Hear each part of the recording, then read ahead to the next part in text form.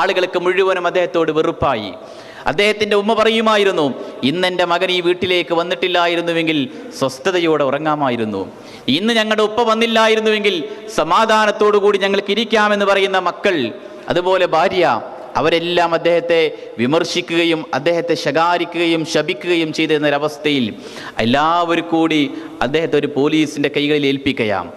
ആ മദ്യപാനിയായ സഹോദരനെ കൈകളിൽ ഏൽപ്പിക്കുമ്പോൾ ആ നാട്ടിലുള്ള മുഴുവൻ മനുഷ്യർക്കും സ്വസ്ഥതയോടെ ഉറങ്ങാൻ കഴിഞ്ഞൊരു രാത്രി.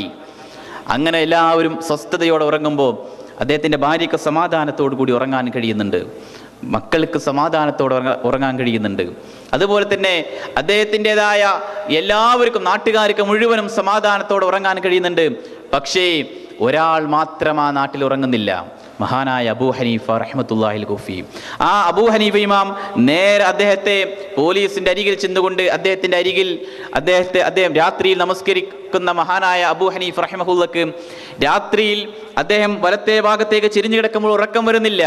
ആ നാട്ടിലെ സഹോദരൻ്റെ മനസ്സിനെ കുറിച്ചുള്ള ചിന്ത, ആ നാട്ടിലെ സഹോദരൻ മോശപ്പെട്ടവനായ വ്യക്തിയാണല്ലോ എന്ന് ഓർക്കുമ്പോഴുള്ള ചിന്ത, വലതുഭാഗത്തേക്ക് ചെരിയുമ്പോഴും ഇടതുഭാഗത്തേക്ക് ചെരിയുമ്പോഴും അബൂ ഹനീഫ ഇമാമിന് ഉറക്കം വരുന്നില്ല.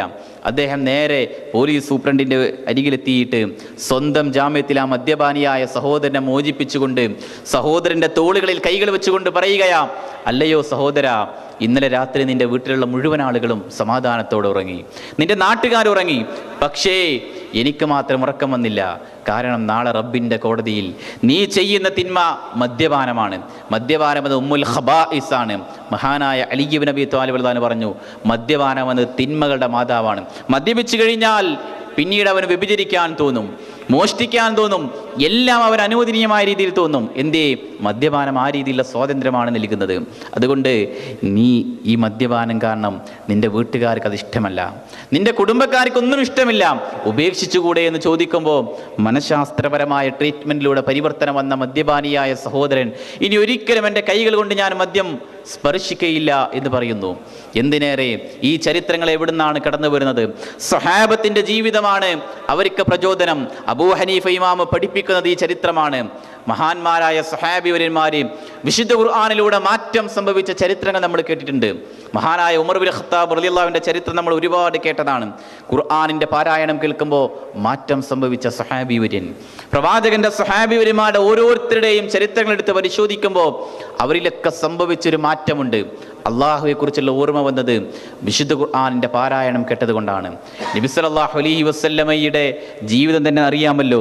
പ്രവാചകൻ സല്ലല്ലാഹു അലൈഹി വസല്ലമ എപ്പോഴും അബ്ദുല്ലാഹ് ഇബ്നു മസ്ഊദ് റളിയല്ലാഹു അൻഹുവിനോട്, ഇബ്നു മസ്ഊദേ, എനിക്ക് ഖുർആൻ ഒന്ന് പാരായണം ചെയ്തു തരുമോ, എനിക്ക് കേൾക്കാനുള്ള കൊതി കൊണ്ടാ എന്ന് പറയുമ്പോൾ, നബിയെ, അങ്ങേക്കല്ലയോ ഈ ഖുർആൻ അവതീർണമായത്, ഞാൻ എന്തിനാണ് വിശുദ്ധ ഖുർആൻ അങ്ങേക്ക് പാരായണം ചെയ്തു തരുന്നത് എന്ന് നബി തിരുമേനി സല്ലല്ലാഹു അലൈഹി വസല്ലമയോട് ഇബ്നു മസ്ഊദ് റളിയല്ലാഹു അൻഹു പറയുമ്പോൾ നബി സല്ലല്ലാഹു അലൈഹി വസല്ലമയുടെ മറുപടി, ഞാനിത് മറ്റൊരാളിൽ കേൾക്കാൻ ആഗ്രഹിക്കുന്നു എന്നതാണ്.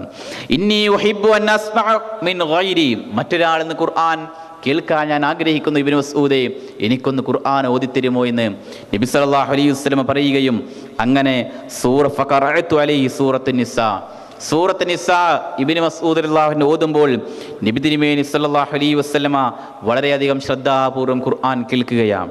അങ്ങനെ ഫകൈഫ ഇദാ ജിഅനാ മിൻ കുല്ലി ഉമ്മത്തിൻ ബിശഹീദ് വജിഅനാ ബിക അലാ ഹൗലാഇൻ ഷഹീദ്, ഷഹീദ എന്ന ആയത്തിലേക്ക് എത്തിയപ്പോൾ ഹസ്ബുകൽ ആൻ ഫൽതഫതു ഇലൈ ഫഇദാ ഐനാഹു തദ്രിഫാൻ, നബി സല്ലല്ലാഹു അലൈഹി വസല്ലം നിർത്താൻ വേണ്ടി ഇബ്നു മസ്ഊദിനോട് ആവശ്യപ്പെടുകയും രണ്ട് കണ്ണുകളിലൂടെ കണ്ണുനീർ ധാരധാരയായിക്കൊണ്ട് പൊഴിക്കുന്ന ഇബ്നു മസ്ഊദ് റളിയല്ലാഹുവിൻ്റെ ചരിത്രമാണ്. നബി തിരുമേനി സല്ലല്ലാഹു അലൈഹി വസല്ലമയുടെ ചരിത്രമാണ്. സൂറത്ത് നിസായിലൂടെ കടന്നുപോയപ്പോൾ പ്രവാചകൻ സല്ലല്ലാഹു അലൈഹി വസല്ലമ കരയുകയാണ്. പ്രവാചകൻ സല്ലല്ലാഹു അലൈഹി വസല്ലമ ഇരിക്കുന്ന സന്ദർഭത്തിൽ ഒരിക്കൽ അബൂബക്കർ സിദ്ദീഖ് റളിയല്ലാഹു അൻഹു വന്നു നബിയോട് ചോദിക്കയാ, അല്ലാഹുവിൻ്റെ റസൂലേ, അങ്ങയുടെ തലമുടികൾ നരച്ചുവോ എന്ന് ചോദിക്കുമ്പോൾ പ്രവാചകൻ മരിക്കുന്ന സന്ദർഭത്തിൽ പോലും 20-ലധികം തലമുടികൾ പോലും നരച്ചിട്ടില്ല. എങ്കിൽ പോലും സ്വഹാബത്തിന് ആശങ്ക. അവർ പ്രവാചകരോട് ചോദിക്കുന്നു, അല്ലാഹുവിൻ്റെ റസൂലെ, തലമുടികൾ നരച്ചുവോ? പ്രവാചകന്റെ മറുപടി, ഞാൻ സൂറത്തുൽ ഹദീദും വാഖിഅയും മുർസലാത്തും പാരായണം ചെയ്തു. അതേക്കുറിച്ചുള്ള ചിന്തകൾ, പരലോകത്തെക്കുറിച്ചുള്ള പരാമർശങ്ങൾ ധാരാളമായിട്ടുള്ള ആ സൂറത്തുകളിലൂടെ കടന്നുപോയത് കൊണ്ട് എൻ്റെ തലമുടികൾ പോലും നരച്ചു എന്ന് നബി തിരുമേനി സല്ലല്ലാഹു അലൈഹി വസല്ലമ പഠിപ്പിക്കുകയാണ്. അതുകൊണ്ട് നമ്മൾ ചിന്തിക്കേണ്ടത്, നമ്മുടെ ജീവിതത്തിൽ ഈ റമദാൻ വരുമ്പോൾ അല്പസമയമാണെങ്കിലും ശരി ഖുർആനിലൂടെ സംസ്കരിക്കപ്പെടാൻ, ഖുർആനിലൂടെ മാറ്റങ്ങൾ സംഭവിക്കാൻ, ഖുർആനിലൂടെ ശുദ്ധീകരിക്കാൻ കഴിയുന്ന വ്യക്തിയായിരിക്കണം നമ്മൾ. കാരണം നമുക്ക് ഒരുപാട് സമയങ്ങൾ ബാക്കിയുണ്ട്. ഞാനും നിങ്ങളും ഖുർആനിൻ്റെതായ അഹ്ലുകാരായി തീരാൻ നബി തിരുമേനി സല്ലല്ലാഹു അലൈഹി വസല്ലമയുടെ ഹദീസുകളിൽ കാണാം, അദ്ദീനു അന്നസീഹ.